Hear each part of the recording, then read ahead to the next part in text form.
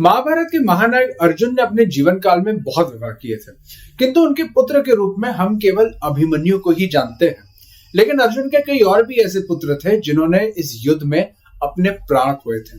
और आज के वीडियो में हम अर्जुन के उस पुत्र के बारे में बात करेंगे जिनका इस युद्ध में कोई सामान्य बलिदान नहीं था। एक वीर योद्धा की भांति उन्हें वीर गति प्राप्त हुई थी और आज की डेट में वो हमारे देश के किन्नर समाज के कुल देवता भी है। और ऐसा क्यों है, ये जानने के लिए इस वीडियो को एंड तक देखिएगा।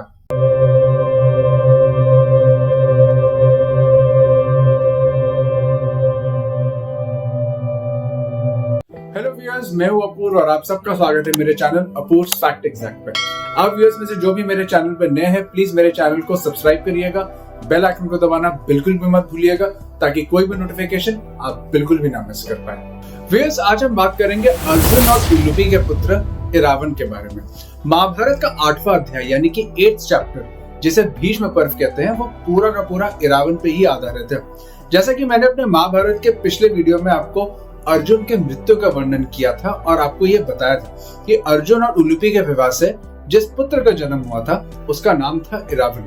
यदि आप ये जानने की इच्छुक है कि अर्जुन और उलूपी किस तरह एक दूसरे से मिले थे, देन प्लीज आई बटन पे क्लिक करके आप मेरा वो वीडियो देख सकते हैं। जब इरावन का जन्म हुआ था उसके बाद अर्जुन कुछ समय नागलोक में बिताते हैं, जिसके बाद वे पुनः अपनी तीर्थ यात्रा पे निकल पड़ते हैं।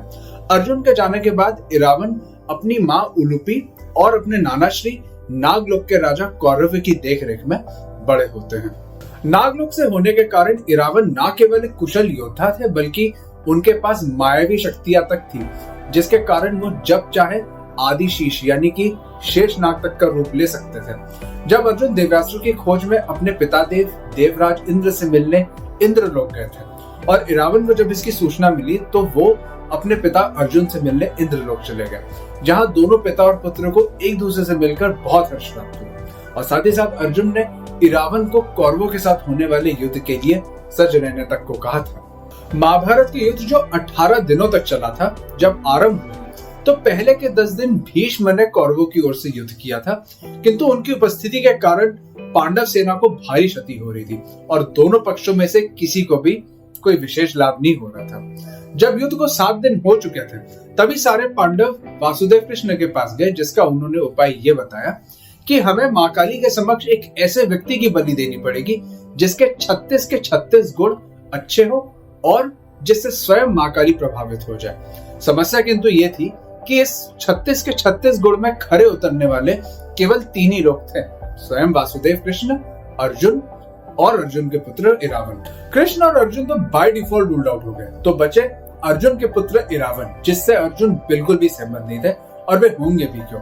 अंततः वो एक पिता है और हर पिता अपनी संतान की ओर रक्षात्मक यानी कि प्रोटेक्टिव होता है। वासुदेव कृष्ण ने जैसे तैसे करके अर्जुन को इस बात के लिए मनाया, क्योंकि धर्म स्थापना वो यज्ञ कुंड है जो हर प्रकार की आहुति मांगता है, फिर चाहे वो प्राणों की आहुति ही क्यों न हो।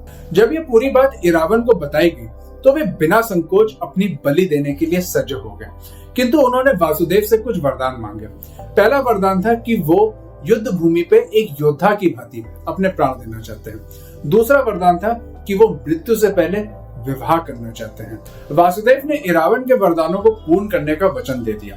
जब माँ काली के समक्ष बलि देने का समय आया तब इरावन ने अपने ही हाथों से अपने शरीर के 36 टुकड़े करके अपने प्राणों की आहुति दे दी और माँ काली ने प्रसन्न होकर उनको आशीर्वाद दिया, जिससे इरावन के शरीर के सारे टुकड़े वापस जुड़ गए और वे पुनर्जीवित हो गए। अर्थात माँ काली के समक्ष बलि देने की विधि पूर्ण हुई। इरावन को बस युद्ध भूमि पे एक योद्धा की भांति अपने प्राण त्यागने थे। पहला वरदान देने का वचन पूर्ण हुआ। दूसरा वरदान जो पूर्ण होना था वो था इरावन का विवाह। किंतु समस्या यहाँ पे ये थी कि भला कौन सी कन्या एक रात्रि के लिए इरावन की पत्नी बनना चाहेगी और बाकी का पूरा जीवन एक विधवा के रूप में बिताना चाहेगी।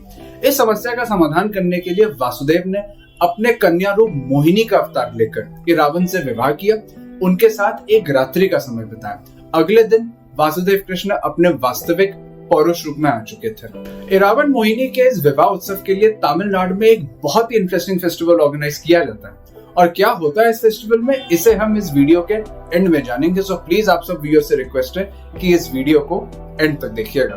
फाइनली आता है महाभारत युद्ध का 8वां दिन, जहां इरावन नागलोक की सेना का नेतृत्व कर रहे थे और इरावन ने कौरव सेना को भीतर तक घेर के रख दिया था, जिससे शत्रु की सेना बिखरने लगी। तभी दुर्योधन के आदेश पर गांधार की सेना ने इरावन पर आक्रमण किया, जिसमें शकुनी के भाई गज, वृषक, अचल, चरमावत और बाकी सब भाइयों ने मिलकर इरावन को युद्ध की चुनौती दी। यहाँ पे शुरू होता है गांधार और नागलोक की सेना के बीच एक ऐसा भीषण युद्ध, जहां नागलोक की सेना ने गांधार की सेना को कुचल के रख दिया। इरावन घायल अवस्था में अपने हाथ में तलवार पकड़कर रथ से उतरे और गांधार की सेना की ओर बढ़े, जहां शकुनी के भाइयों ने इरावन को चारों ओर से घेर कर उस पर आक्रमण किया, किंतु इसका कोई विशेष लाभ नहीं हुआ। सारे भाई एक के बाद एक मारे गए। किसी का सर कटा, तो कोई बीच से कट गया, तो कोई तिरछा कट गया, लेकिन उन सब में वृषक, जो कि बहुत कठिनाई से अपने प्राण बचा के भागा था, उनके अतिरिक्त शकुनी का और कोई भी भाई जीवित नहीं बचा था। अपने मामा श्री के भाइयों का वध होते देखकर दुर्योधन ने राक्षस अलम्बुश को आदेश दिया कि वो जाके इरावन को रोके। जब दोनों का आमना सामना हुआ तो दोनों के बीच भीषण धनुष युद्ध शुरू हो गया, जहां इरावन ने अंततः अलम्बुश का धनुष तोड़ दिया और अगले बार से उस राक्षस के टुकड़े टुकड़े कर दिए। किंतु ये बात याद रहे कि अलम्बुश एक राक्षस था, उसके सारे शरीर के टुकड़े वापस जुड़ गए, वो पुनर्जीवित हो गया। इसके बाद इरावन और अलम्बुश के बीच शुरू हुआ मायावी युद्ध, जहां दोनों अपनी अपनी मायावी शक्तियों से एक दूसरे पे भारी पड़ रहे थे। दोनों का आकार बढ़ गया और आकाश में उड़कर दोनों एक दूसरे पे युद्ध करने लगे। अंततः इरावन आदि शीश यानी कि शेष नाग का रूप ले लेते हैं, बाकी की नागलोक सेना नाग का रूप ले लेती है और ये सब मिलकर अलम्बुश को बुरी तरीके से घायल कर देते हैं। हमारे स्क्रिप्चर्स में तो वैसे ये हर जगह मेंशन्ड है कि नाग यानी कि कोबरा और गरुड़ यानी कि ईगल, जैसे हम आम भाषा में चील कहते हैं, एक दूसरे के शत्रु हैं और नाग गरुड़ से भयभीत भी होते हैं, गरुड़ नाग पे भारी भी पड़ते हैं। अलम्बुश ने इरावन के नाग रूप के विरुद्ध गरुड़ का रूप धारण कर लिया और पलक झपकते ही पूरी नागलोक की सेना का नाश कर दिया, जिसे देखकर इरावन एकदम स्तब्ध हो गया।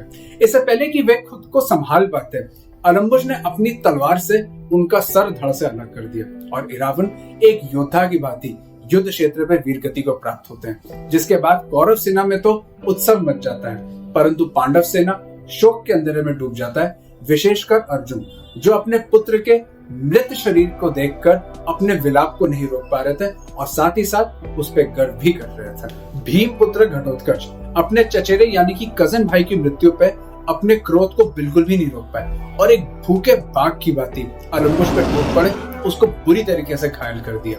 लेकिन इरावन की मृत्यु बिल्कुल भी खाली नहीं गई। महाभारत युद्ध के 14वें दिन पर घटोत्कच का प्रचंड रूप देखने को मिलता है, जहां सबसे पहले उन्होंने अलम्बुश राक्षस का वध किया, उसके शरीर को एक मांस के लोथड़े में बदल के रख दिया और उसके पश्चात उन्होंने कौरव सेना की कई सारी अक्षौणी यानी कि डिविजन्स का नाश करके रख दिया। अब बात करते हैं उस फेस्टिवल के बारे में जो इरावन मोहिनी के विवाह के उत्सव में मनाया जाता है। तो तमिलनाडु के कुवगम गांव में कुंठादवार मंदिर है, जहां पर इरावन को देवता की तरह पूजा जाता है। हर वर्ष की चैत्रा यानी कि मार्च अप्रैल के टाइम पे यहाँ पर कुवगम फेस्टिवल ऑर्गेनाइज होता है, जो इरावन मोहिनी के विवाह के लिए होता है। 18 दिनों तक चलने वाले इस फेस्टिवल में लड़कियां दुल्हन की तरह सज धज कर इरावन से विवाह करती है और उनकी पत्नी बनती है। क्योंकि वासुदेव कृष्ण ने एक रात्रि के लिए पुल्लिंग से स्त्रीलिंग यानी कि मेल टू फीमेल जेंडर में खुद को चेंज करके मोहिनी के रूप में इरावन से विवाह किया था। इसी कारणवश इस गांव के किन्नर यानी कि इस गांव के ट्रांसजेंडर्स खुद को मोहिनी से रिलेट करके इरावन को अपना कुल देवता, अपना पति मानते हैं और साथ ही साथ ये सारे किन्नर अपने आप को अरावनी भी बुलाते हैं। केवल यही नहीं, लड़कियों के साथ साथ किन्नर भी दुल्हन की तरह सज धज के इरावन से विवाह करती है और मंदिर के पुजारी खुद पूरे विधि विधान के साथ इन सब का इरावन से विवाह कराते हैं। त्योहार का 14वां दिन यानी कि 14th डे महाभारत के उस 8वें दिन की तरह सिंबलाइज किया जाता है, जिस दिन इरावन की मृत्यु होती है। इस दिन इरावन की मूर्ति को मंदिर से बाहर लाया जाता है और मंदिर से लेकर शोक स्थल यानी कि मोर्निंग ग्राउंड्स तक उसकी यात्रा कराई जाती है। जब ये यात्रा शोक स्थल पे जाके समाप्त होती है, वहां पे इरावन की मृत्यु को मान लिया जाता है। सारी लड़कियां, सारे किन्नर जो सब दुल्हन की तरह सजी होती है, वे सब अपनी चूड़ियां तोड़ लेती हैं, अपने माथे का सिंदूर मिटा लेती है, अपने वस्त्र बदल के श्वेत वस्त्र यानी कि सफेद साड़ी पहन लेती है, खुद को विधवा बना लेती है और जोर जोर से रो रो के अपने पति इरावन की मृत्यु का शो करती हैं। लेकिन इस बात में तो कोई संदेह नहीं है कि तमिलनाडु में महाभारत से संबंधित इस फेस्टिवल को जो ऑर्गेनाइज किया जाता है, ये फेस्टिवल हमारे महाभारत की स्पिरिट को आज भी जीवित रखता है। आप सबका क्या कहना है? अर्जुन के पुत्र इरावन, जिनके बारे में हम में से बहुत ही कम लोग जानते हैं, जो कि महाभारत के एक लेसर नोन कैरेक्टर है, और इरावन से संबंधित इस फेस्टिवल के बारे में जो तमिलनाडु में ऑर्गेनाइज किया जाता है, नीचे कमेंट सेक्शन में अपने अपने ओपिनियंस प्लीज मुझे जरूर बताइएगा। सो व्यूअर्स, आज की वीडियो में बस इतना ही। आई होप आप सबको मेरा वीडियो पसंद आया हो। आप सबका बहुत बहुत धन्यवाद मेरा ये वीडियो देखने के लिए। अगर आपको मेरे इस वीडियो से कुछ अच्छा सीखने को मिला है, देन प्लीज वीडियो को ज्यादा शेयर करिए, सब्सक्राइब करिए, बेल आइकन दबाइए और कोई भी नोटिफिकेशन को प्लीज मत मिस करिएगा। Stay tuned for my next video and जय हिंद आप सभी को।